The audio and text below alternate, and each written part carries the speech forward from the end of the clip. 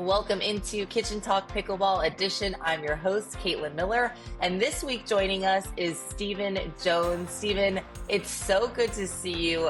We have such a great story. Like, we met back in Nashville. I was playing in one of my first tournaments as a pickleball player at Music City, and now I got to see you the other week. Pickleball is so special because it's lifelong and people are there for you, both on and off the court. And speaking of that, so tell me a little bit about, you were diagnosed with cancer when and how has the pickleball community really stepped up to help you through this time? Yeah. Black Friday of this year, November 29th, I was here in Chattanooga. I had been to the doctor earlier that week. I had an endoscopy. I was having trouble holding stuff down. I couldn't keep solid foods down, and then it got worse and worse to where I couldn't keep liquids down. And on Black Friday at 6:30, I was watching football with my son and daughter-in-law, and my doctor's office calls, and that was the first diagnose of cancer. I had it on speakerphone. Doctor said, "Do you want to come in Monday and go over the findings?" I said, that's never a good thing when they say, "Do you want to come in?" So I said, Right. "No, I would rather you just let's talk now." And hearing that, like, you have cancer is a very traumatic, it just hits you, right? So that was my first diagnosis, was Black Friday of this year. And from Black Friday until last weekend at Revolve, my life has been in and out of hospitals, in and out of doctor's office, and the pickleball community, which I can share. I can go day by day. I can share how they have stepped up in numerous ways. They've created miracles. They've helped create miracles. It's hard for me to have someone help you, but they didn't give me an option. They just jumped in and helped.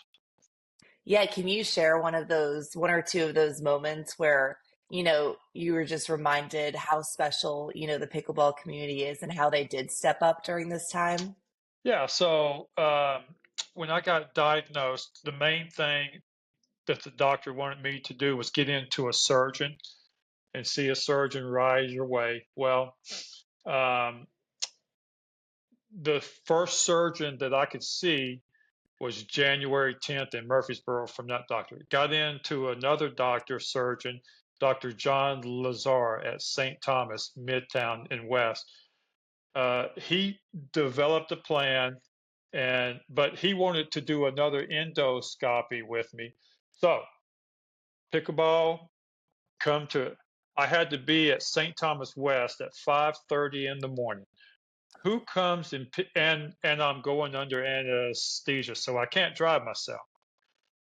Val Smith, Lisa Steinke, the president of MCP, come and pick me up at 5 o'clock in the morning, bring me to my endoscopy, and stay with me all the time and bring me home. Wow. Wow. So who comes at 5:30 in the morning to pick you up, right? And what did that mean to you? Well, I just couldn't believe it. I just like, you've got your life, you got things to do, and they were just like, no, no, we're going to get you there, because I didn't have family over in Nashville, and that's why I'm in Chattanooga now. I'm living with my son and daughter-in-law at this very moment. Staying a room in their house, mostly bedridden for most of the days now. But anyway, they stepped up and stepped in and said, "No, we're going to get you there." So Val not only took me to that appointment with Lisa, I had another appointment when I'll share about. It's an amazing story about getting my port installed. So, but she helped with that as well. So I just can't fathom it. I don't know what I'm so humbled by it. Yeah, no, I can't, like, that's just so amazing to see people, step up. Like you said, everyone, has their own lives going on. Obviously, people care about people, but to step up in that sense, I mean, and someone from, your pickleball community, your healthy outlet, I mean, that is so special. And I saw too, they even threw you a going, like you said, you recently moved to Chattanooga from Nashville. I saw that they threw you a little going away party as well. So yeah, so on the 17th of December, Kelly and you know my normal mixed partner, you see me play with her a lot at Maryland Yes. Farms. Uh, her, her husband, her father-in-law have just been so gracious and supportive to me. I cannot thank them enough. Couple of ways. Uh, Kelly and Eucharist and Jennifer set up that party that I didn't know about. I came, and what an amazing send off that was. When you look at that picture on my Facebook post, I mean, you see 3-0, 3-5 players to 5-0 players. Yeah. So my net in the pickleball realm is pretty broad because I play with any and all, right? I'm not just I'm only going to play with this group. So Right. I enjoy meeting people, and the social aspect of pickleball is what's so great, right? Everyone is so social, and we just love Yes. it. But she set that up. Not only did she set that up, give you a little more about how her family's been so great to me. I had to move out of my apartment. My lease was coming up, and I had to move over here. I was incapacitated with what's going on. Well, Kelly's husband, Ryan, says, dude, he owns his own company. I got a Okay. warehouse. Get your stuff and you can store it in my warehouse. So all of my furnitures are in his warehouse right now. Just amazing how that happens. Not only that, when I went through and I met with the Nashville oncologist, couple pretty important timelines. December 20th, I met with the oncologist to go over the PET scan results. And I heard I had stage 4 cancer. Um, it was a very dark, it was another traumatic experience going through this. We thought I was stage 3 and I could have surgery and remove it. Stage 4 means it's spread to other limbs. Surgery is no longer off on the table now. So very, very dark weekend, the weekend of the 20th.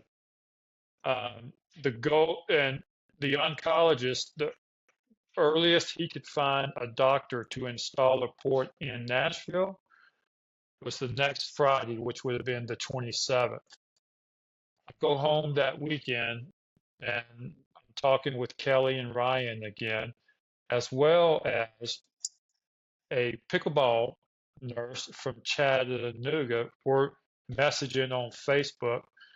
And Ryan's father-in-law he's a big wig with St. Thomas donations. He's on the board.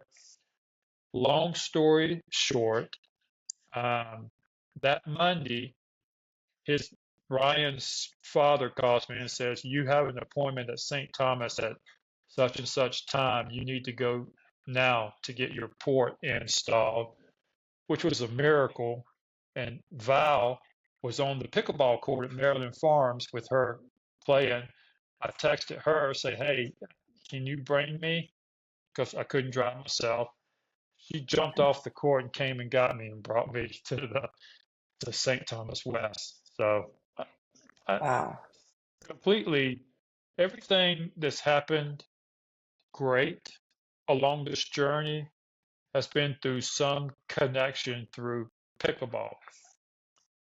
Along with that, one of the members of Revolve used used to work in human resources at Tennessee Oncology. So, and Brooks had been telling me, "Hey, you've got all these people over here. They're looking out for you. They want to help you any way they can." So she was instrumental in getting me an appointment on the. So I had the port installed on the 23rd of December. My Okay. first my first oncology in Chattanooga doctor's appointment was on the 24th, Christmas Wow. Eve. So that's how fast things were moving. Wow. And I know you and I are very similar. We love to be around people. We're people. And that's why pickleball has been so great for us and such a healthy outlet. Now, I know you said you had to stop playing recently. How has that impacted you just, mentally and emotionally as well? Yeah, it's tough because pickleball was an outlet. I mean, other than being a great sport and trying to get better and giving you purpose, it was also an outlet from bad thoughts. I didn't have to think about things, not just cancer related. Even before I got diagnosed, pickleball was an outlet for whatever was going on in life, right?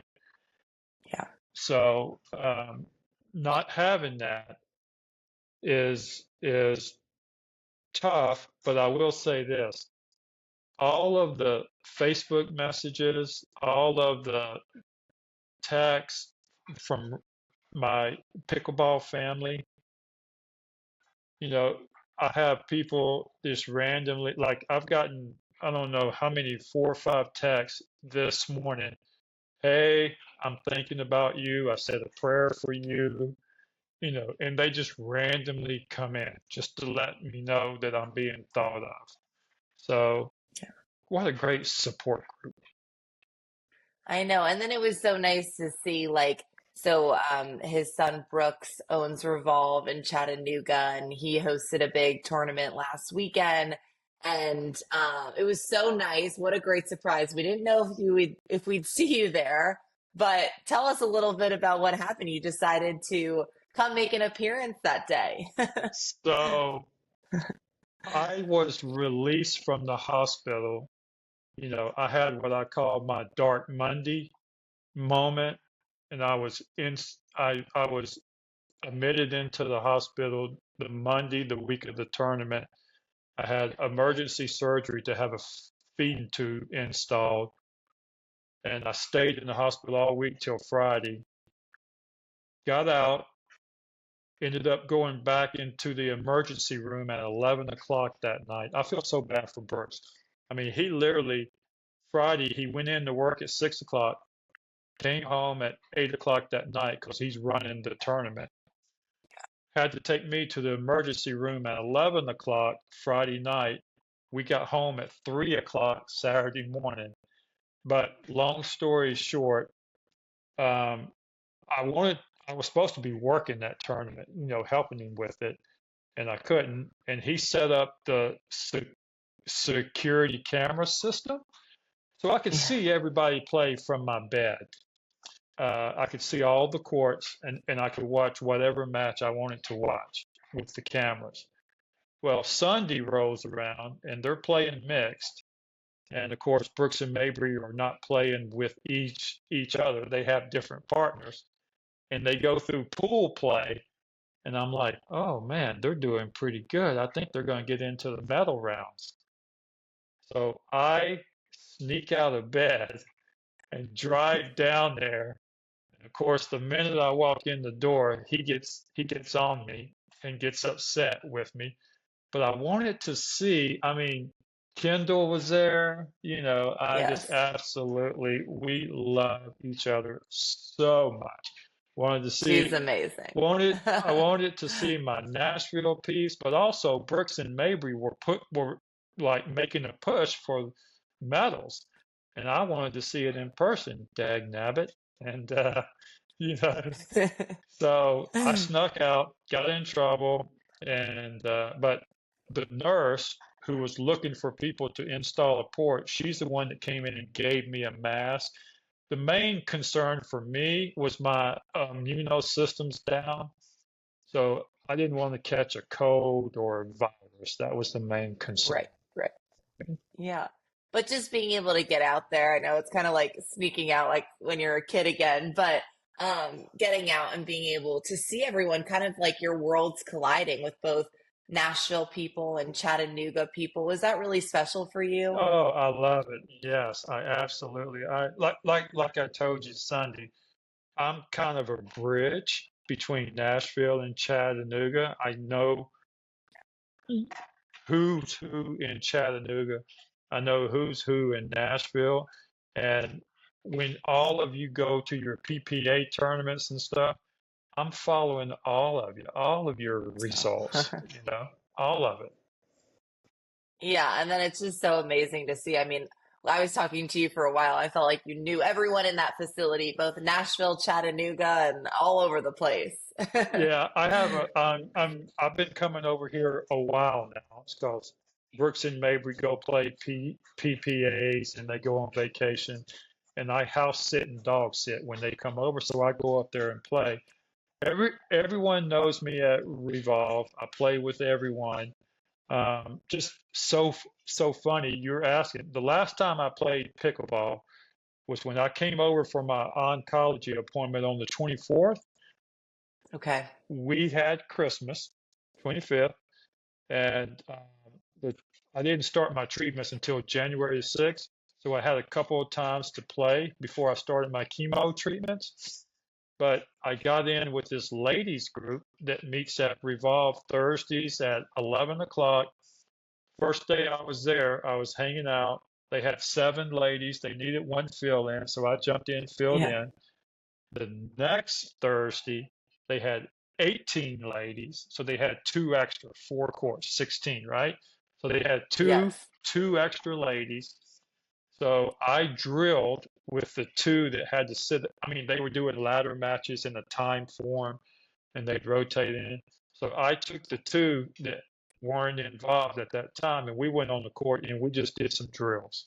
So Oh, that's awesome. yeah, so I became part of their group, and they just sent a card home with Brooks this past Thursday. They all signed and stuff like that. So Wow. Wow. That is so special. I'm so happy to just hear, all these people stepping up for you, because you deserve it. So that's amazing. And just like for someone listening that might be going through chemo like you are and just, you know, having those challenges, obviously physically, but also mentally and emotionally, what advice or like what kind of helps you get through each day?